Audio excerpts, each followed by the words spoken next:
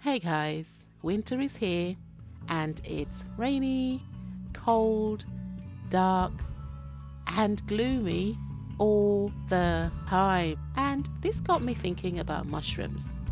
Okay, bear with me. In my mind, I wanted to make a mushroom girl wandering around picking mushrooms. Okay, sure, it's not the correct season for picking mushrooms, but she could have a damp log in a basement somewhere pumping out mushrooms all year round. You don't know her. Anyway, let's go on with the video. As usual, I got all the tedious work out of the way by doing the more painstaking parts off camera.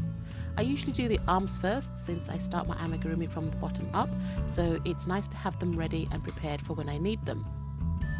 I made a slight change this time by adding a ribbed texture around the wrist to fake one of those thick cable knit jumpers, you know, the really nice warm ones. It's winter, so I wanted her to look really wrapped up and warm. I did the wrist cuff thingy by creating the ribbing separately and slightly longer because I wanted to fold it in half and then finally whip stitch it into the arm, or right around about the wrist area. I did this twice, once for each arm, and then set them aside until later.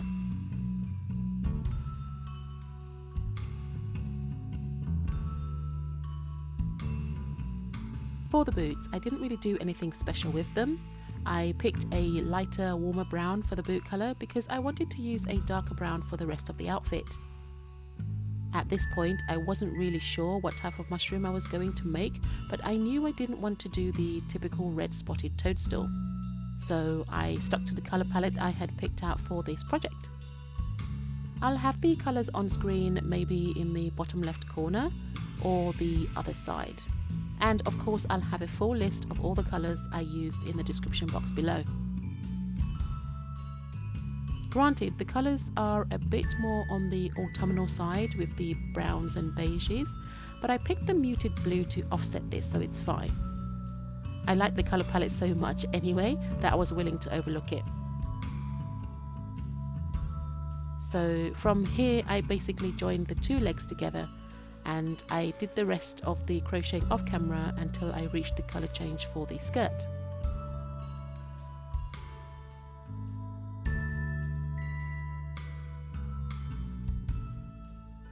For the skirt, I crocheted just after where I wanted the skirt to flare off. So on the row that I wanted the skirt to flare off, I crocheted in the back loops only so that I could use the front loops to crochet the skirt at that point and then flare it out just a little bit.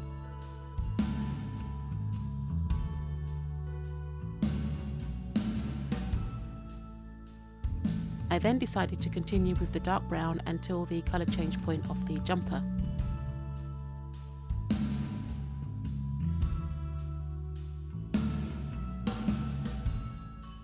Okay, so normally when I'm doing any kind of shirt detail, I'd like to do this before I even put in the arms.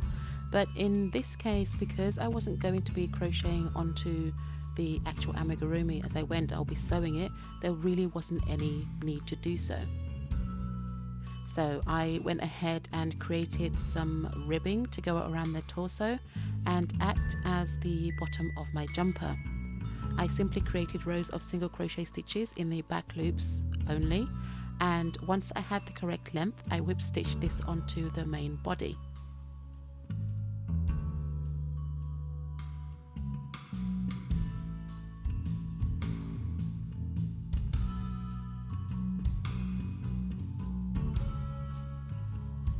Putting the body aside again for a moment, I then went ahead and created the collar of the jumper, and that was basically the ribbing repeated again but slightly longer because I wanted it to fold and have the collar to be really puffy.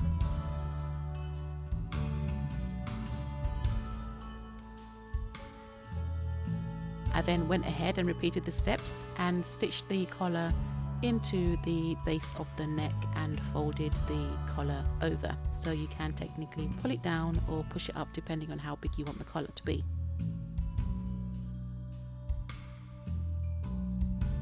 From here, I just carried on with the rest of the amigurumi, inserting the safety eyes where I wanted them, and I used some quilt batting and some shaping to plump up the head. Once I finished that, it was time to make a start on her hair.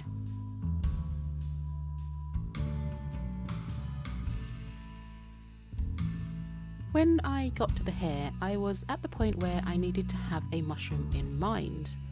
I thought it might help to look up some references and ended up going down a rabbit hole of mushroom images.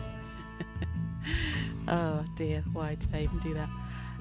I didn't use any reference pictures in the end because I figured I'd just throw caution to the wind and hope I could bring the image in my head to the canvas that is my amigurumi. I mean, it is art, right? But with yarn. Anyway, either way, it was a challenge and I chose to accept it.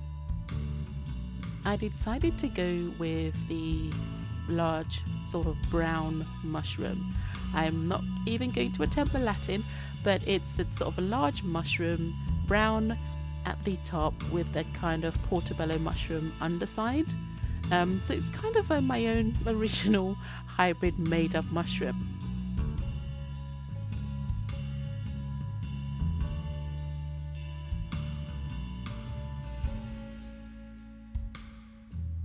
So I also decided to go, well, I was originally going to go with long hair, but then I decided to change it midway. So that's why at the beginning of this, you see the long hair, me doing the long hair, but it's not, it changes. She's got short hair in the end. And I think I decided this because I thought the hat as well as long hair might be just a little bit too much. So it was just to balance it out.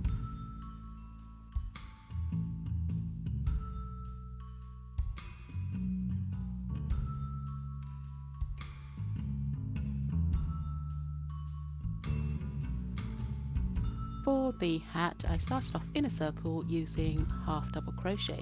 Now initially I was going to start it off with single crochet in a shallow cone and then gradually flare it out into the mushroom shape, but I changed it to the half double crochet because as you carry on working in a circle, in a spiral, it naturally wants to go into a cone, so that's why I made this decision.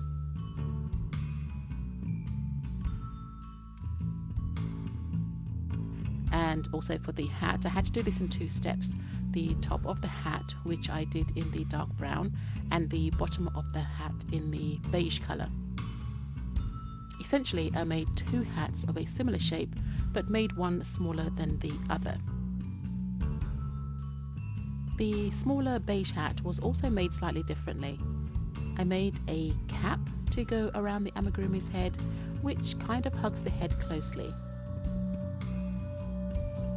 Then I switched to do some ribbing around the bottom rim to flare it out and match the size of the brown hat that will sit on top of it. This also looked a little bit, when I was trying it out on the amigurumi, looked a little bit like a beret, and I thought, oh my god, that would look so cute. So at some point I might have to remake this hat.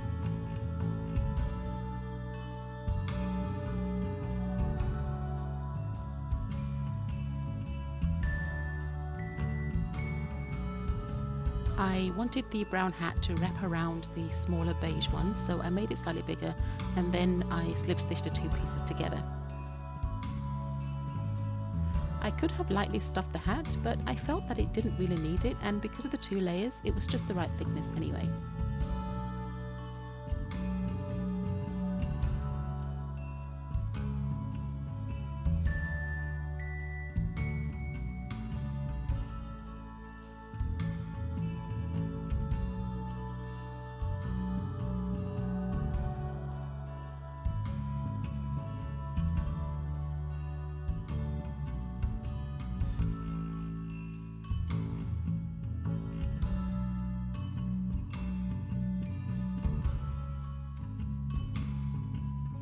I made some tiny red cap button mushrooms to fill up the bag.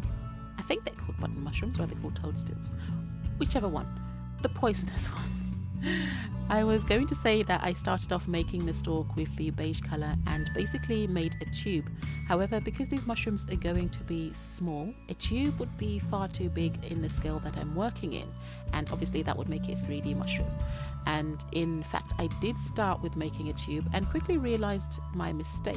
So instead, I made them 2D and used some chains.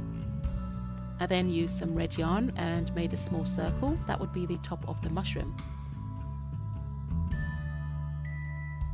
Because these mushrooms are so small, I just chained roughly 8 to 10 stitches and just crocheted in the back loops along the chain to get the stalk. I then made a small dome using the red yarn for the top of the mushroom. I left a longish tail and then basically worked that towards the center of my dome, and then used that tail to attach the stalk. I then used some white yarn and went through placing the accents using the tapestry needle.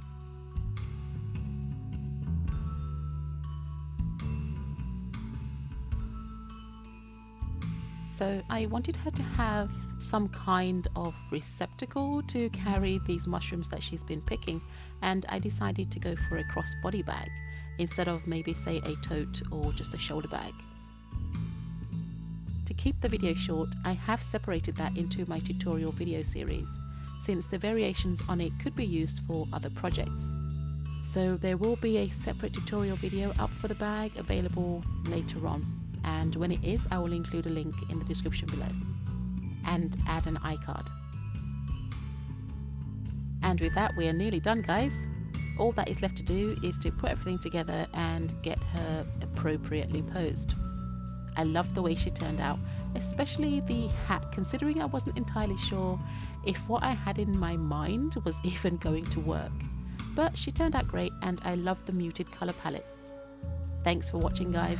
Please like, share, comment, and even consider subscribing if you like the content I create. Don't forget to hit that bell button to be notified whenever I upload a new video. And the mushrooms have been picked now, and it's time to show them off in the beauty shots. See you in the next one. Bye.